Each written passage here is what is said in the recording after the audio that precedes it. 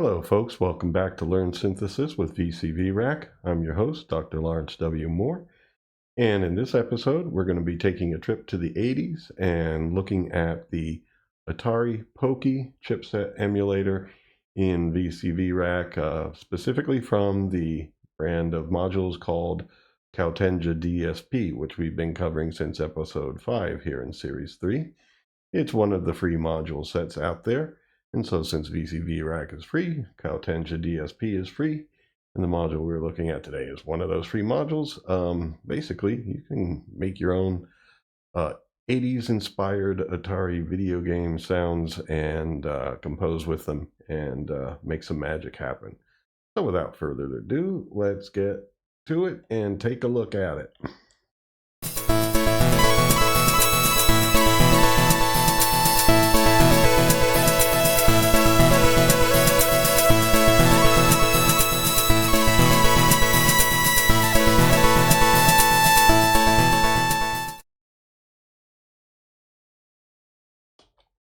Okay, I have a few extra modules laid out here for things I'm eventually going to be doing. But right now, we're just going to take this MIDI input right here. And we're going to plug it in to the Pokey. I believe I already have it plugged in here. Yes, we have our pitch hooked up to pitch on channel 1 of the Pokey. And we have our gate from MIDI hooked up to the amplitude on the Pokey. And then out of tone 1, we have our audio output. There are 4 tones that can be generated by this emulator, and each of those tones do have a noise component that can be added here, which we'll be exploring in a moment. But right away, that's what it sounds like when I play my keyboard.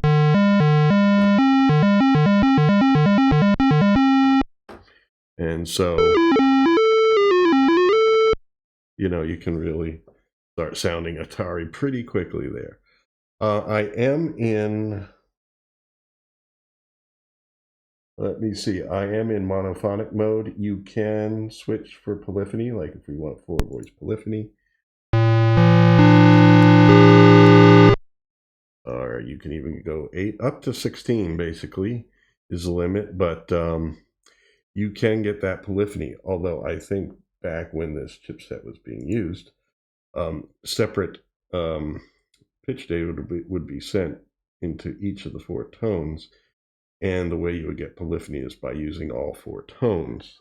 And so you can be in monophonic mode, which I switch back to now, and utilize the other tones to get sounds that are polyphonic in nature. And that would be a more, shall we say, true to the realism approach of doing it. Although before we do that, I am going to hook up here the output of tone 2 to be modulating tone 1.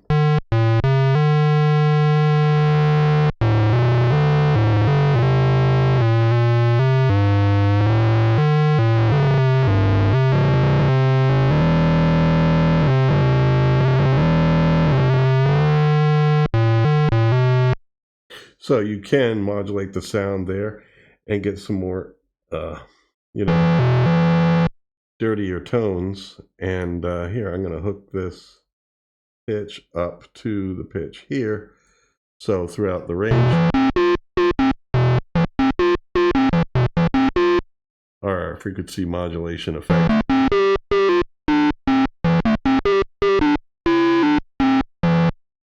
You know, goes along with it. Alrighty, so those are some options of things that can be done. I'm controlling amplitude directly from gate on and off, which is note on and off from the keyboard. I think it sounds a little more video gamey because they did at that time sound very choppy. This set from KautenjaDSP does have, I search for EGs, envelope generators. I know it does have an ADSR. Maybe if I type ADSR, there it is. This ADSR right here from Super Nintendo system, it's modeling an ADSR from that system. Much of what we covered so far Nintendo-wise has been NES original and Game Boy, but this is from the Super Nintendo. It's modeling a Super Nintendo ADSR. It's actually 2 channels, 2 ADSRs in one. But that wouldn't have been in an Atari system, so we're not going to use that. We will use envelopes later and kind of expand beyond it, because with this you kind of have to. Here we're sending gate, so note on, note off. You know, no shaping other than that, and it sounds pretty, but you know, pretty natural to it. But later when we use this here to play multiple pitches at the same time in a cool and different way, I'll be using the envelope generators that are, excuse me, down below here. I already have them hooked up, so it shouldn't take me too long to hook them up when it's time to do that. But anyway, let's get back here to this. Noise, we have an input here. Now, I'm going to move this dial while holding a note.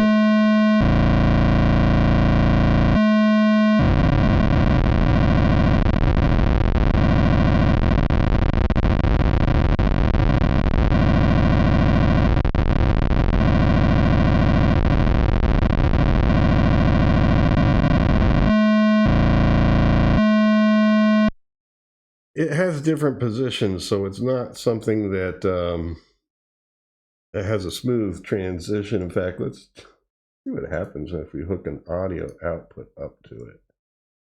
Control the noise.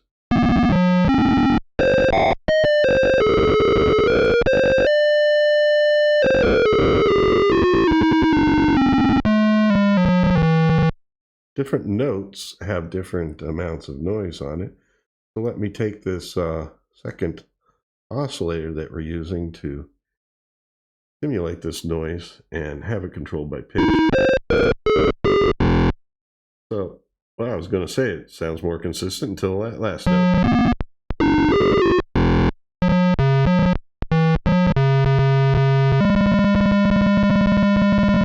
So we're going to disconnect that. That's probably not a great way to get your noise, probably some controller.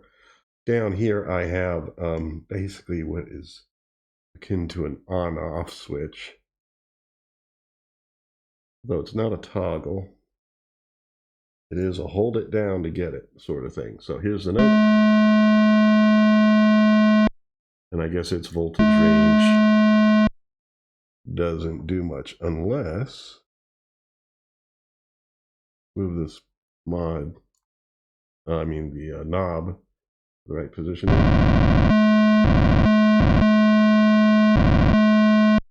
So yeah, what this does is it's sending out like a 10-volt signal, and or numerically at least in this digital world, and it's basically turning this all the way up when I press this.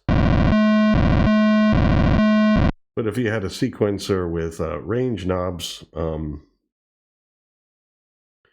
then you could essentially have that sequencer control that a little bit. Yeah, in fact, no, you can imagine it. I don't want to take the time to set it all up. But the sequencer from VCV Rack that comes with it right here, you could have your knob 1 controlling pitch, knob 2 controlling the noise, maybe knob 3 controlling mod, I don't know.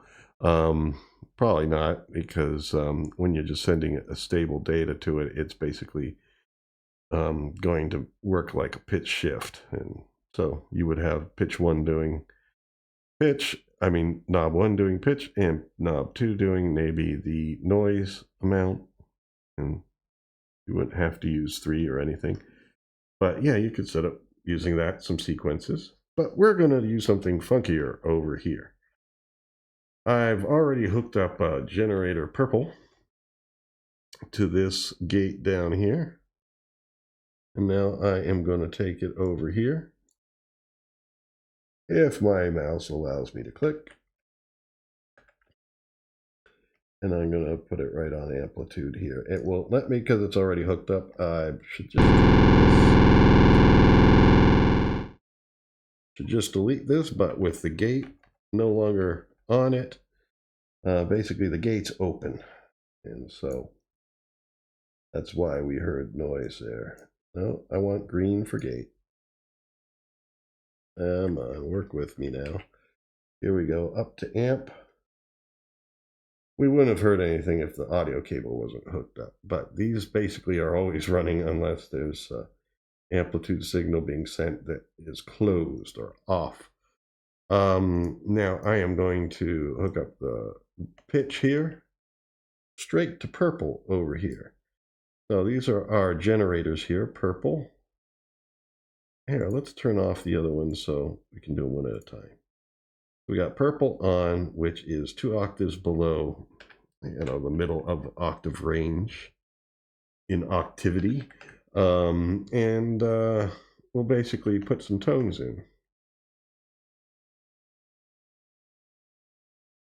I gotta hit play up here, I believe.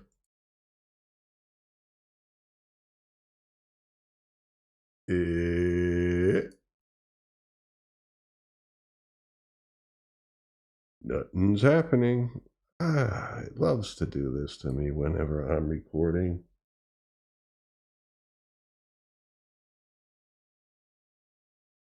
I have 2 nodes there now.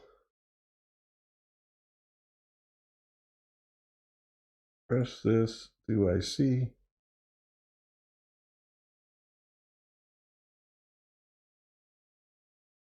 Oh, for crying out loud.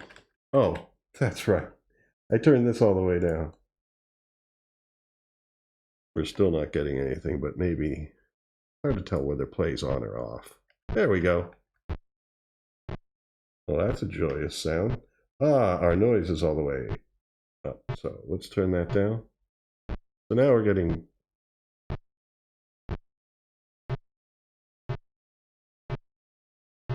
two tones at the same time. The further a note is away, the longer it takes to stimulate it. So basically it's like beat-o, beat-o, beat-o, like that right there.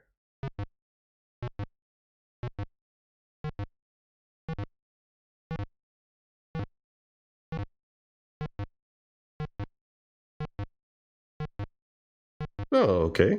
Let's add another node here. So I'm going to take the pitch from channel 2,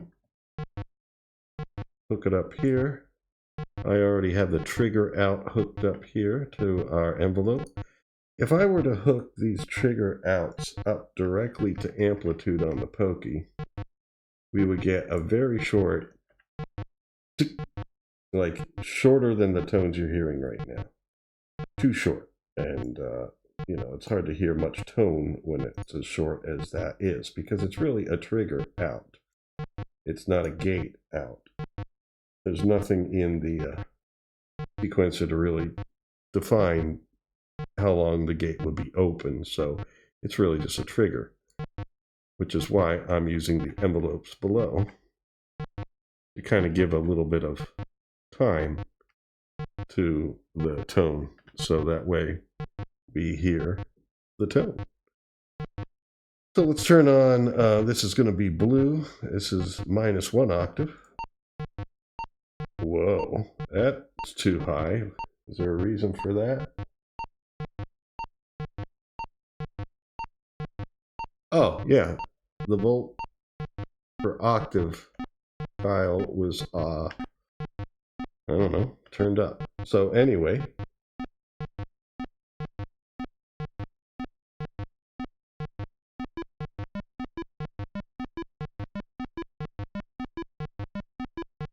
pretty cool rhythm.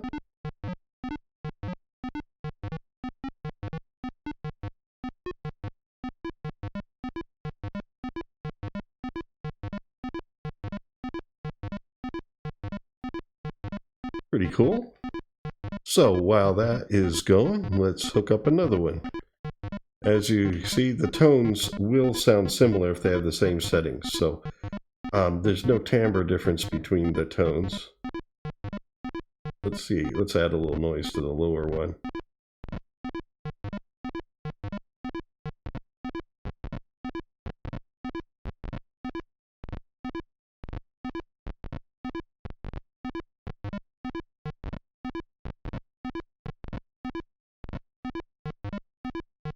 No, it doesn't sound as good. So, there we go. All right, one thing we do have are some other options over here. I'm going to zoom in on these.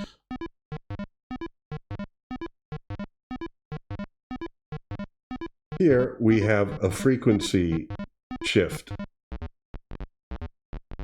When it's in the upper position, it's in a far lower range. It seems to have skipped about 2, maybe 3 octaves down. And this input here is basically on-off. You want low frequency or higher frequency range. And then here we have a high-pass filter, and it's from channels 4 through 2. So 4, 3, 2. 1 should not be affected. Our lower tones should not be affected. So yeah, our purple generator is playing these 3 notes, but it's playing it in its normal range. And the blue generator, which is an octave higher than it, now has a high pass filter on it, which is cutting out some of its lower aspects of its tone. I don't know what frequency the high pass filter is set to. I thought that maybe this input would be a frequency input. But as we scroll into it here,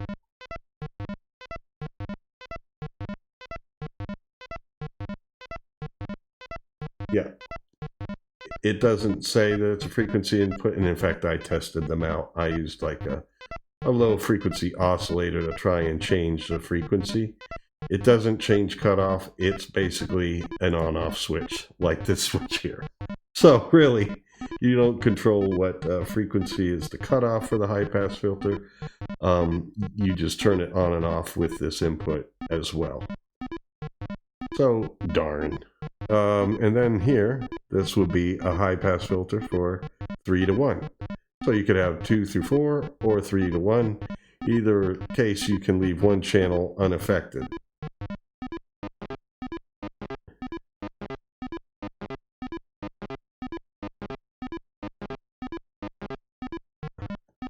That sounds, you know, basically wherever this cutoff is, it was taking that lower node, the purple one, which is down 2 octaves, and taking a lot of that out. So all we heard was kind of like the buzziness of its overtones. And then here we have 3 to 1 frequency shift.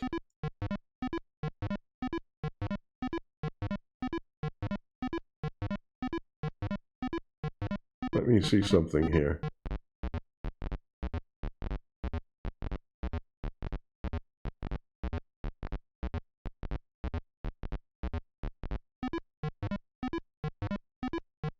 I'm not hearing it. Oh, is that 3 to 4 maybe? Yeah, it says 3 arrow. Yeah, that would only affect channel 3 once we have it on. So let's put it on. And we're going to hook up the cyan node. Here's its envelope, where its trigger's being sent. And we're going to have that go on the amplitude here. And then we need to hook up its audio out.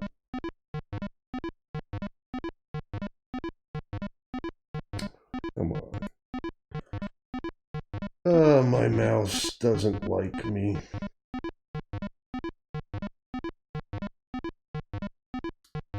Okay.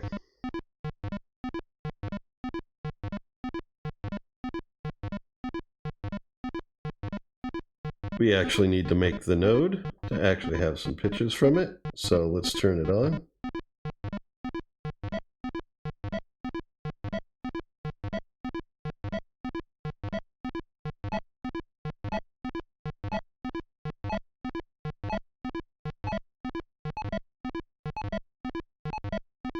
Now there's going to be a little bit of clipping of sounds unless we do something like this and make sure it's in polyphonic mode.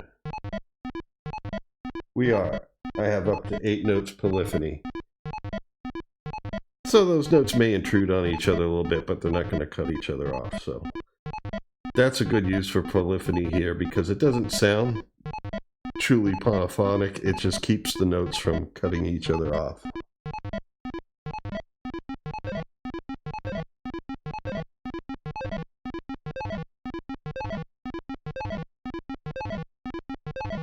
There we go. Now we're getting some cool stuff. Now we can try this switch because we have something. That switched it down to a lower range, so this is now a lower range. We don't want that. Leave it where it was. Okay, and then we have channels 1 all the way over, basically all of them. Oh, wait a minute. It looks like 1 all the way over, but maybe it just means channel 1. Because, yeah, channel 1 is in a higher frequency range, but nothing else is. And this is channel 3 only then. Yeah, okay, so that's what it means. It doesn't mean all the way over, it means just channel 3. Unless you see 2 numbers, because this means 3 and 3 to 1. 3 through 1. So you can basically adjust tones accordingly. Pretty interesting stuff. Let's hook up our last and final one though.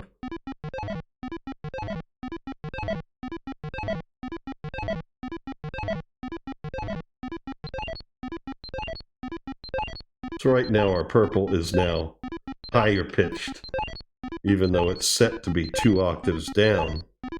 So, you know, that's a pretty high shift in pitch there.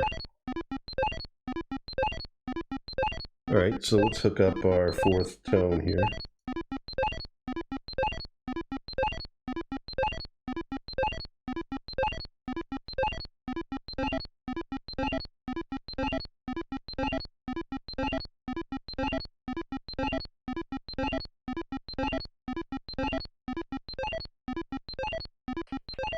Alright, and now we're going to turn on red.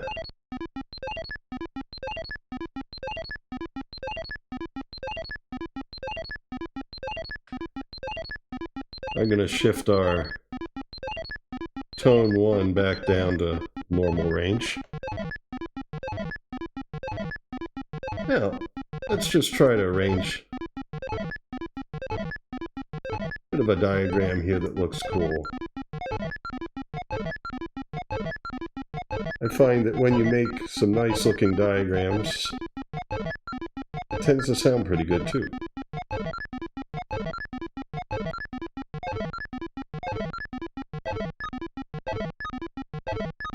Of course, no, don't need you.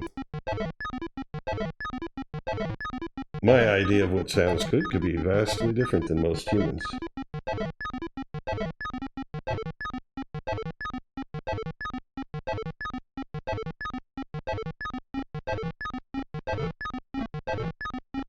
No.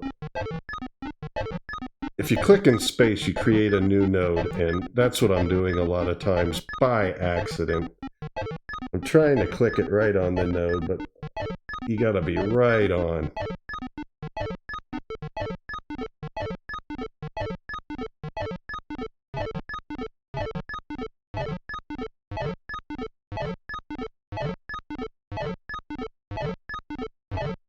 Come on.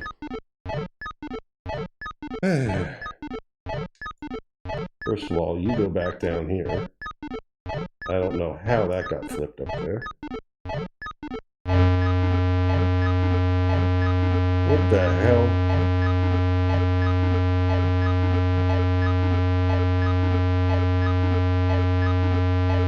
Sorry about that. I don't know what happened there. Did I hit something on this? Let me initialize all the values here. I'm always like messing things up with my mouse. Wow, I heard a distant sound there. Let's see if we're okay now. Do we still have that?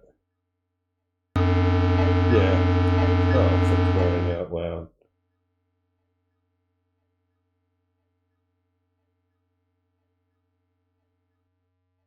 Does it have something to do with the envelopes, or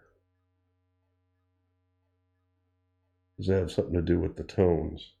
Because I was trying to drag a tone off screen, which is how you delete them. And I think it basically screwed it up. So let's just initialize.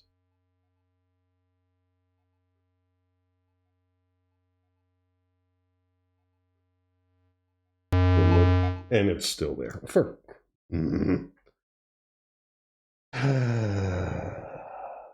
Reset.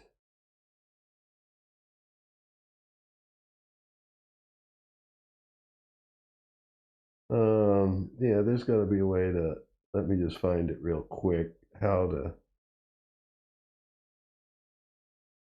to clear this.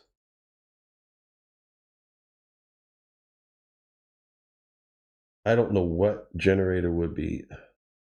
I'm going to have to pause the video and basically make sure I can clear this without taking too long for you. Okay. As you can tell, I got rid of that stuck note. It was indeed the Neutrinode. Basically, the only way to get rid of nodes after you make them is to drag them off screen or off of this view area. But I've noticed a couple times now that if you don't get them all the way off, they kind of are hidden down here and they'll just sound, and you got basically a stuck note. So I had to delete it and start all over again, basically. Not every module, but just this. And I set it back to D Dorian, set my octaves the same. I put it in this time for the size of the node to determine the pitch in the Dorian mode. So you could either have it based on position, going from bottom to top, or based on size. Now, you don't control the size when you make it.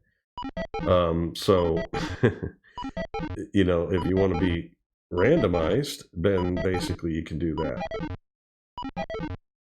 I mean, this software in general does leave so much up to chance. You are going to be doing like chance and probability music no matter what.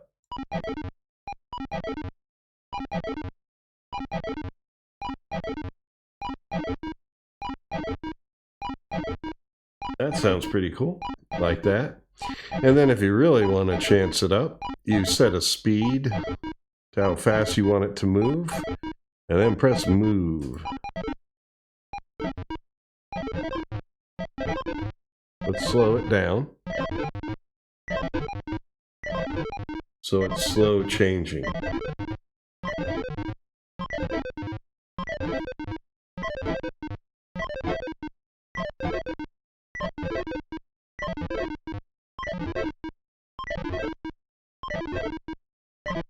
But that means when it gets into ugly spots, it'll last longer too.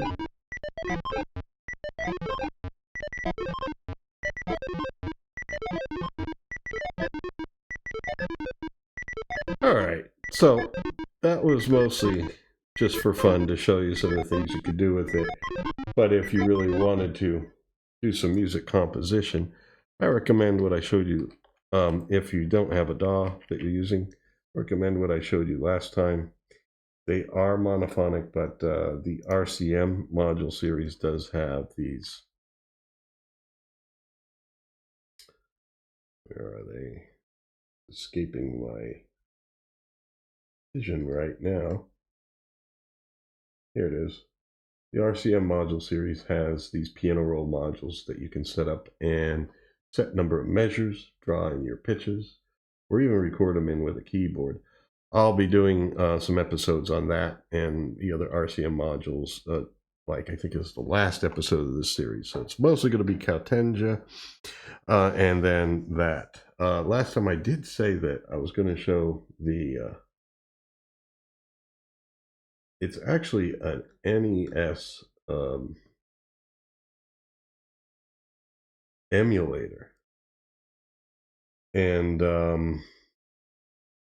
maybe I will show it next time, but basically what it does, I'm just not sure that it needs to be shown, because basically it's just like an NES emulator where you click on it, right click on it, and load games.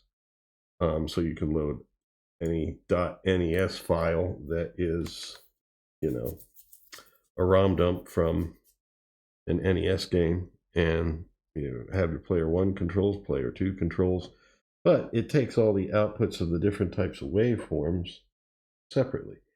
So you could put these into a mixer and mix them all together, or take them out separately. Basically, you have your square waves, your triangle waves, noises, and stuff that you can have outputted separately. It is kind of a small viewable area for playing an actual game, so and clicking the mouse for these buttons is not, a great way to play it, but it is a way to kind of extract sound from a game.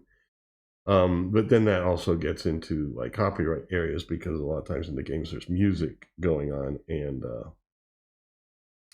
the music will be outputted. That's another reason why I don't think I'm going to show this, because if you go to load and you load in a game, great, you're good to go. Although, people on YouTube do play a lot of games and stuff, and the music doesn't seem to be a copyright infringement or anything, but I don't know with the older games and stuff if, things that were produced before YouTube, if there's anything in there that would be copyrighted or not. So basically, see, it's there. And that's about as much as I think I'm going to do on that. Unless there's a request and someone tells me, yeah, you will not get copyright stricken, then maybe I'll show it a little bit more. I did try it out. I mean, it's not convenient for playing the games, though, but it is a way to extract sound from them, but you got to play it to get to the sound that you want. Something. So anyway, thank you for joining me. If you get absolutely frustrated with this episode, please hit the like button, share the video, and of course subscribe to the channel. We're going to continue with KautenjaDSP a little bit further to look at the Sega modeling stuff, as well as a couple other modeled things there, and basically finish up the rest of that package. Then I'll do RCM at the end of the series before going on to Series 4, where I shall explore more. Thank you, and until next time, take care and stay free.